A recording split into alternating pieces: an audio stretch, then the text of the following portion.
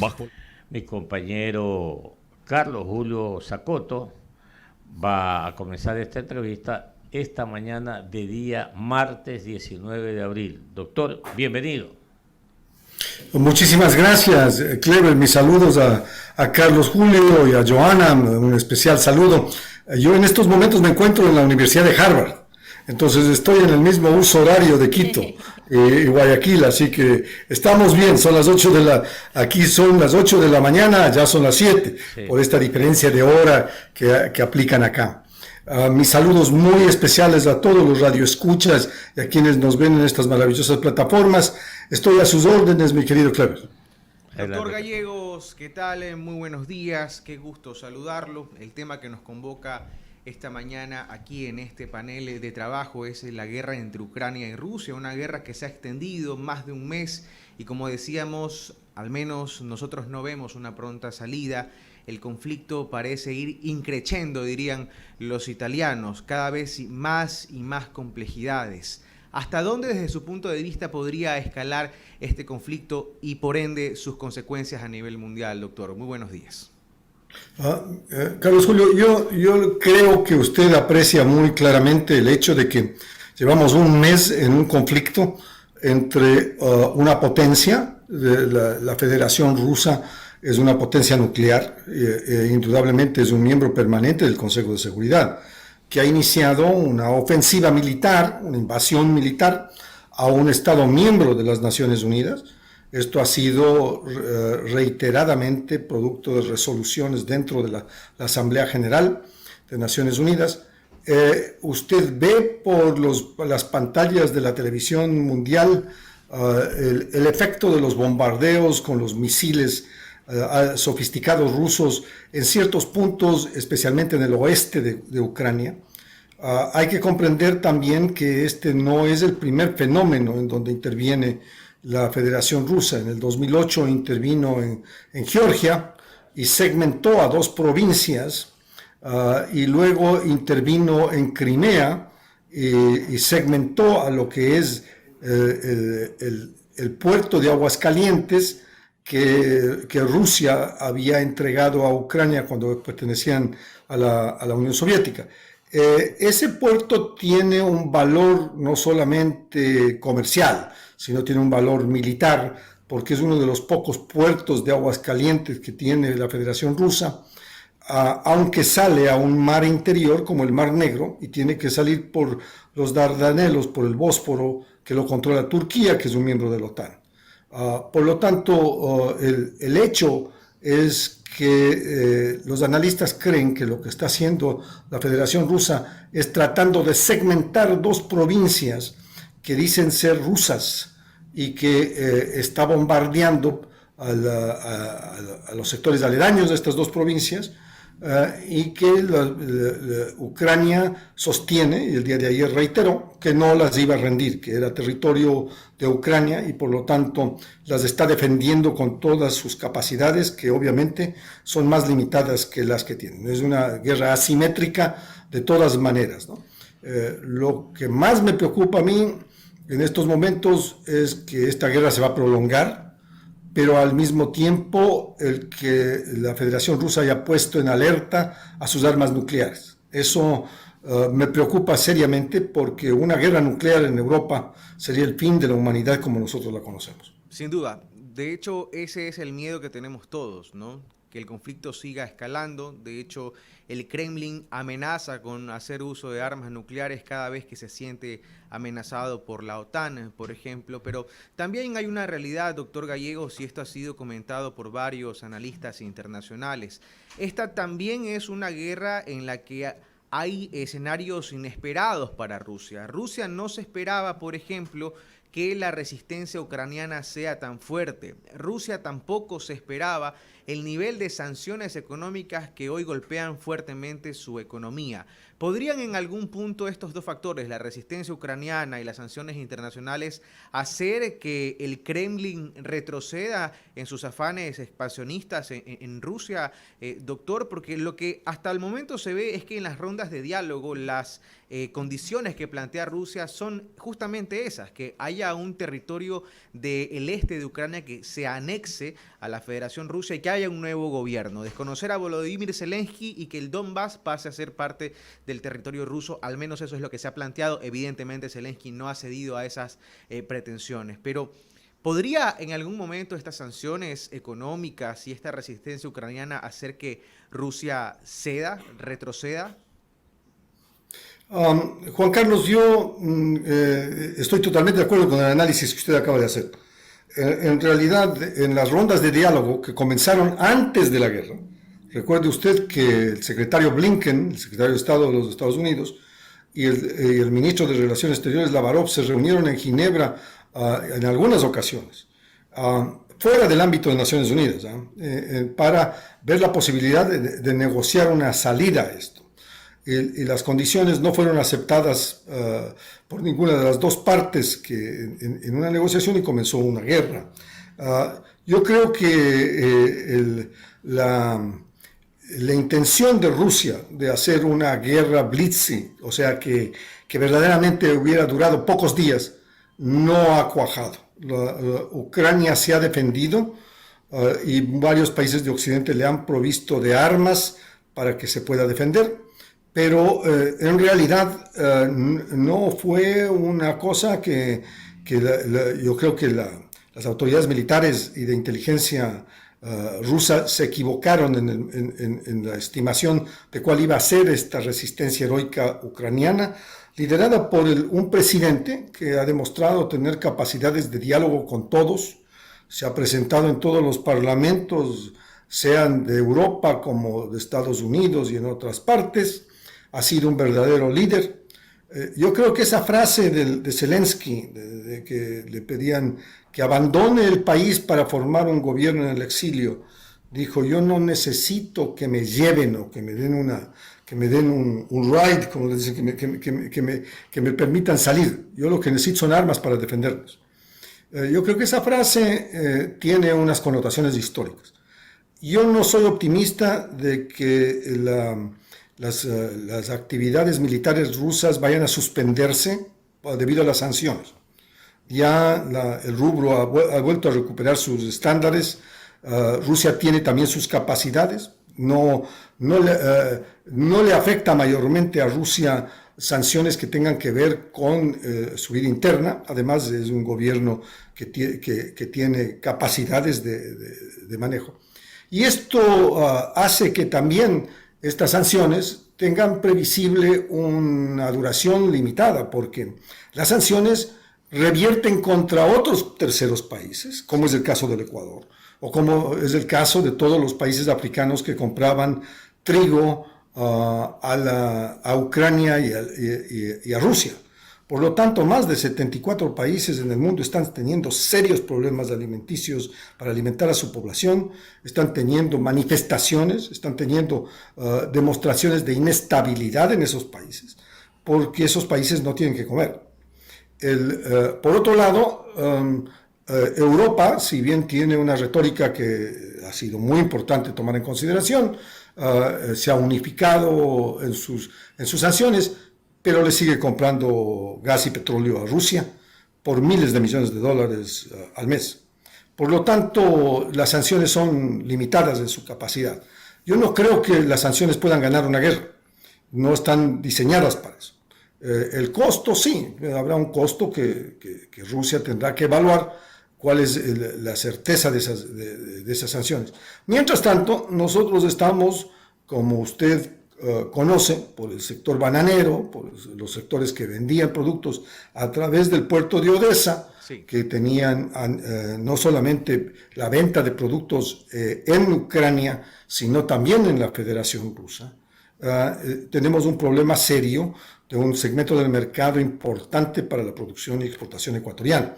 Por lo tanto, los deseos de todos es que esto termine, que haya un cese de fuego. El secretario general conversó conmigo hace unas 2 semanas, el secretario general de Naciones Unidas, Antonio Gutiérrez, y ambos coincidíamos en la necesidad de buscar un cese de fuego que permita una negociación diplomática con terceros involucrados, como en Naciones Unidas para permitir que salgan las dos partes de esta confrontación y que se supere el conflicto bélico que está costando vidas, mientras nosotros justamente estamos hablando, está habiendo un bombardeo inmisericordia de las provincias del este de Ucrania.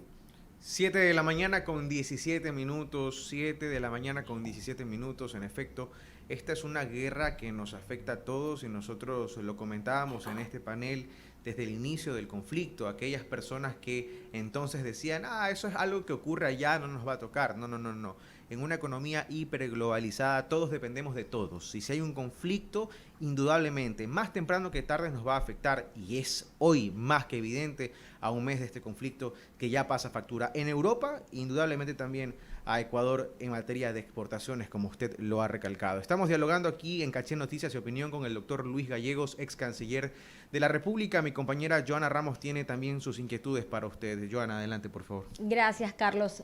Doctor Gallegos, muy buenos días. Gracias por estar aquí en Caché Noticias y Opinión. Y justamente en esa parte yo me quisiera detener. Ya hemos hablado de lo que está pasando en Rusia y Ucrania y cómo se está afectando miles, millones de vidas. Pero vamos a ver también lo que está pasando en Ecuador. Y ahí va mi pregunta. ¿El gobierno ha comprendido, ha entendido lo que está trayendo la guerra y cómo está afectando a uno de sus principales contribuyentes como el sector exportador? Muchos dicen, bueno, si no se envía, en este caso, la fruta, el banano, a Rusia se pueden buscar otros mercados. Pero no es así de fácil, ¿no?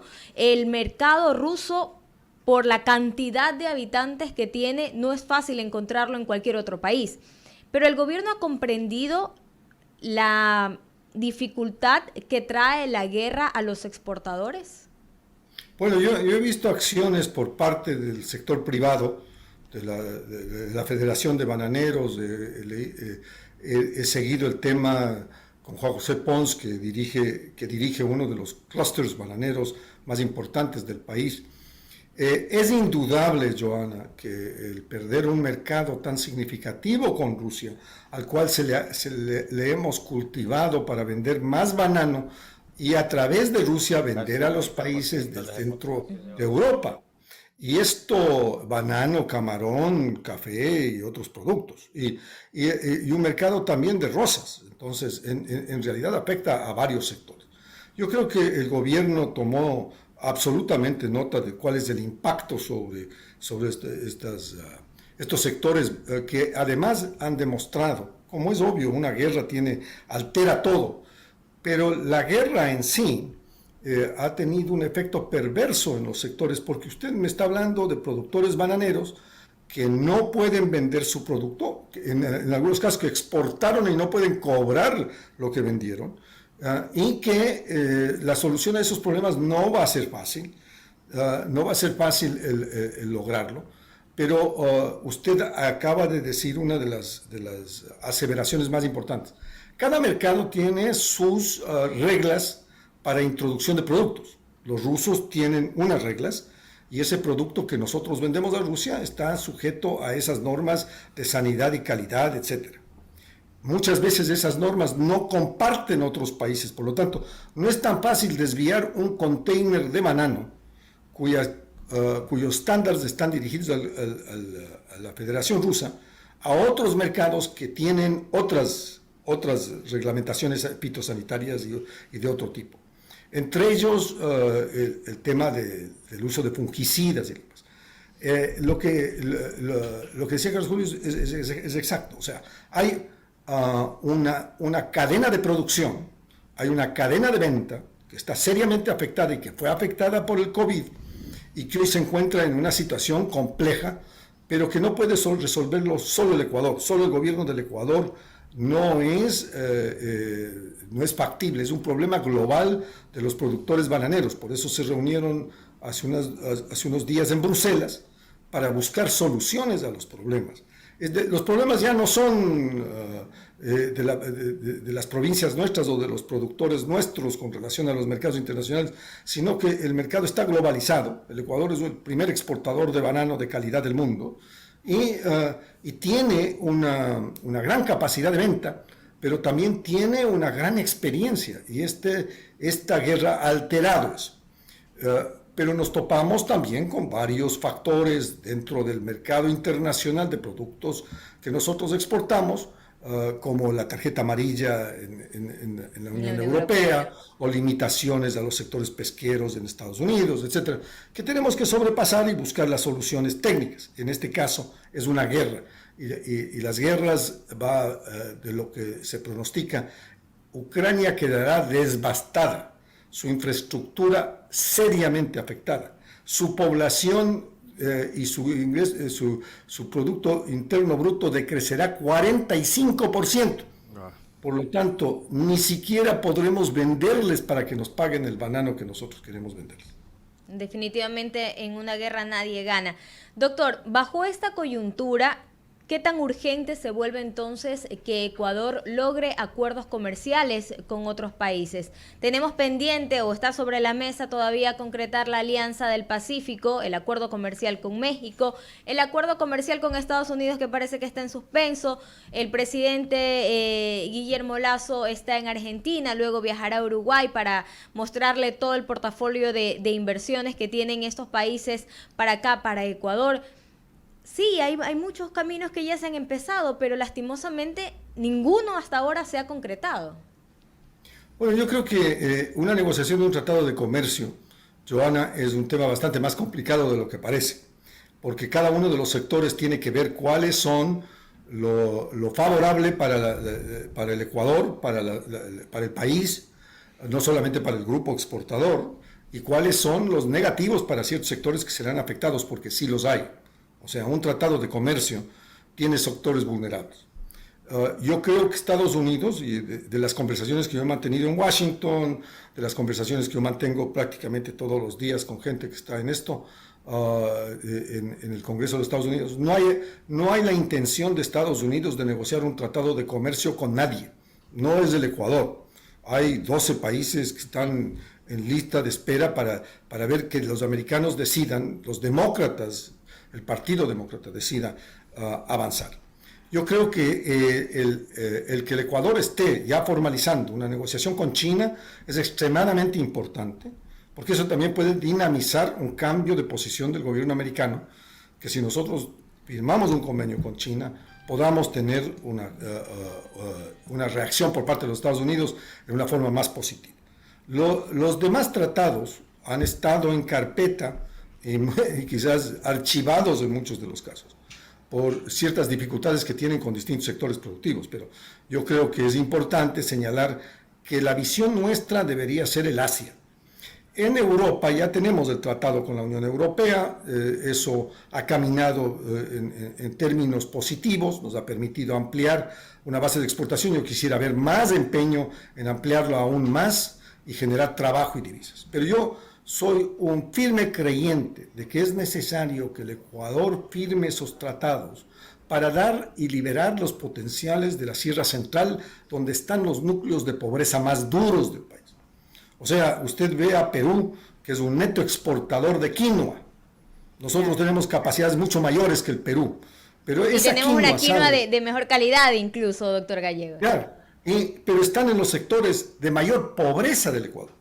Nosotros podríamos convertir a esas poblaciones indígenas y campesinas en netos exportadores y ganar.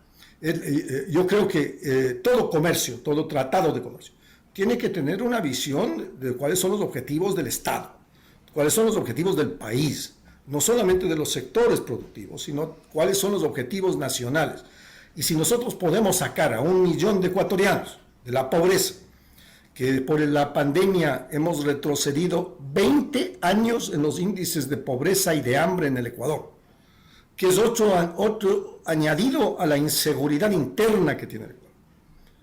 Aparte de ser víctima del tema del narcotráfico colombiano-peruano, el Ecuador tiene un serio problema. ¿Cuántos miles de empleos serán los que ha perdido el Ecuador al perder el acceso al mercado ruso? Porque si usted habla de 50.000, 100.000 empleos. Está hablando de 100.000 empleos, está hablando de 4 por familia, 5 por familia, está hablando de 500.000 de personas. Y justamente eso incrementa la pobreza. Doctor Luis Gallegos, ex canciller de la República, aquí en Caché Noticias, su opinión. Economista, Clever Chica. Muchas gracias, Joanita. Doctor Gallegos, Después me cuenta qué está haciendo por Harvard, ¿no? Pero yo reafirmo... Le cuento rápidamente, Clever. Yo dirijo una iniciativa global para el envejecimiento digno.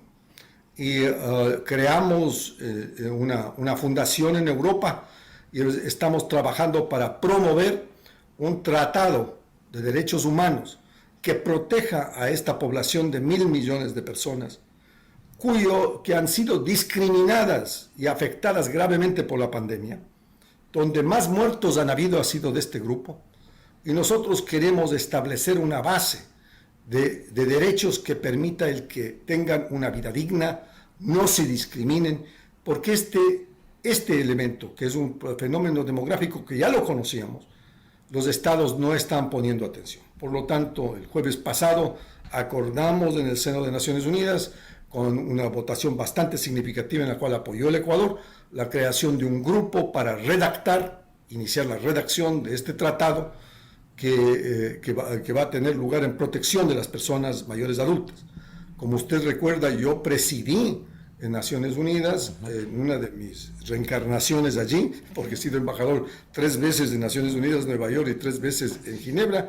Yo tuve la oportunidad de presidir el grupo de trabajo que redactó y negoció, complicada la negociación, a los derechos humanos de las personas con discapacidad, que es indudablemente uno de los tratados paradigmáticos y que ha cambiado la percepción del mundo respecto a personas, a los 1.300 millones de personas que tienen alguna discapacidad. Y ojalá se dé este nuevo proyecto, nueva aspiración, doctor Gallegos, y tenga la bondad de anotar ahí ya en esa lista de personas a una persona que seguramente lo va a recordar a usted. Es el abogado Gastón Calderón Cueva. Claro. Claro, sí, que me dijo que lo saludara. Bueno. Muchas gracias. Muchas gracias a Gastón. Un gran abrazo. Volviendo al tema de Rusia, doctor Gallegos, es que el problema no solamente es que pierden vidas o hay víctimas en la guerra. El tema económico que usted señaló, 50% del PIB pierde Rusia y se necesitaría para reconstruir Ucrania 5 presupuestos generales del Estado del Ecuador. Imagínese usted. O más. O más, exactamente. O más. Pero yo creo que la que más va a perder aquí es Rusia. Porque imagínese usted, todas las cadenas norteamericanas han salido ya. Incluso McDonald's, que se acercó a 900 locales. ¿Cuánta cantidad de gente empleada? Imagínese usted. Entonces, como dijo hace poco mi compañero Carlos Julio Sacoto, las guerras nunca traen cosas buenas. Pero ¿no le parece a usted, doctor Gallegos, que en esta guerra, y por lo menos al presidente de Ucrania, le faltó un equipo negociador como el que tuvo el extinto presidente Ronald Reagan? Mire, yo escribí en mi columna en el diario El Comercio hace unas semanas que yo creo que los liderazgos fallaron. Los liderazgos no solamente de la Unión Europea y de Estados Unidos, el liderazgo de la Federación Rusa y sus aliados, Bielorrusia y los demás, y el liderazgo de Ucrania, debían haber tenido un conocimiento más preciso en lo que estaban haciendo que provocó esta guerra. Recuerde usted que la Primera Guerra Mundial ocurrió por el asesinato del archiduque en Sarajevo. Y la Segunda Guerra Mundial fue provocada por las invasiones del nazismo alemán. El que haya una posibilidad de una Tercera Guerra Mundial tiene que ser analizado dentro del aspecto de que se podía haber evitado. Yo soy un convencido de la paz, pero un convencido de que los liderazgos ilustrados no entran en estas broncas pequeñas o rivalidades de personalidad, porque hay vidas humanas en el entorno de los efectos de sus decisiones. Esto podía haberse evitado, y yo creo que es importante que se lo suspenda lo antes posible y que se sienten a una mesa de negociación donde Ucrania salga con dignidad. Mire, ahí hay que retrotraernos también, Clever, a la historia del Ecuador, a la historia de un país que en 1941, con tropas ocupando las provincias del Oro y Loja, le fue impuesto un tratado. Mis abuelos, mis padres y yo hemos trabajado en la reivindicación de la dignidad ecuatoriana en este tema. Pero el Ecuador jamás podrá aceptar la imposición por la fuerza o el uso de las armas de delimitaciones territoriales.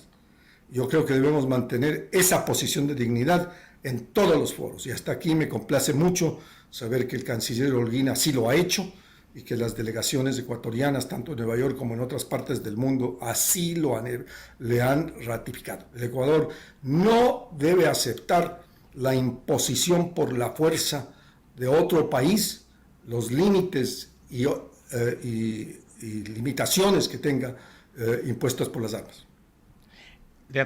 ¿Usted qué le recomendaría al presidente de Ucrania, doctor, con su experiencia? Yo creo que él está en una situación muy compleja porque se ha dado cuenta, como todos los países en desarrollo nos damos cuenta en un momento determinado, que las relaciones internacionales, mi querido Clever, no son entre amigos.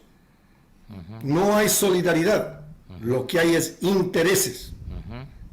Y en esta rivalidad, Ucrania está sufriendo el embate de una guerra que se podía haber evitado, una guerra geopolítica que se podía haber evitado y que requiere que haya una pacificación.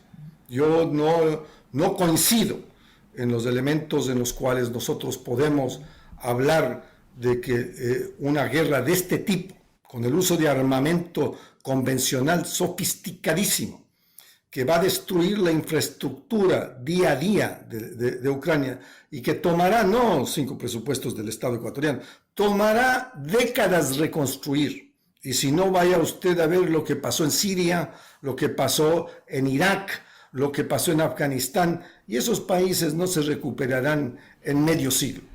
Sí, señor, y la preocupación de nosotros los ecuatorianos debe estar enmarcada a que esos mercados, el de Rusia y el de Ucrania, no van a existir por mucho tiempo. Gracias. No van a existir por mucho tiempo. Lamentablemente, en el mundo no hay otros nichos. O si lo hay en menor cantidad, menor espacio. Y hoy, como está el mundo, doctor Gallegos, todos los países, incluyendo los desarrollados, están en problemas serios económicamente. Así es. Ya.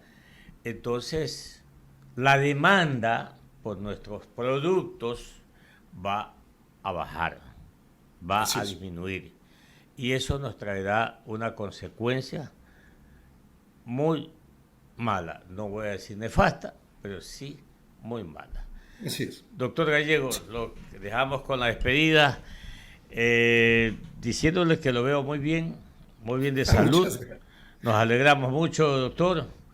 Y como siempre, pues usted, el eterno embajador itinerante, ¿no? Porque ahora estamos en Harvard, ayer estuvimos en Ginebra, después vamos a Estocolmo, no sé, pues doctor.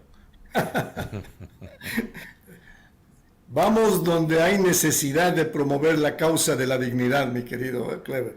La causa de 1.000 millones de personas adultas y 1.300 millones de personas discapacitadas. Hay que tener grandes causas.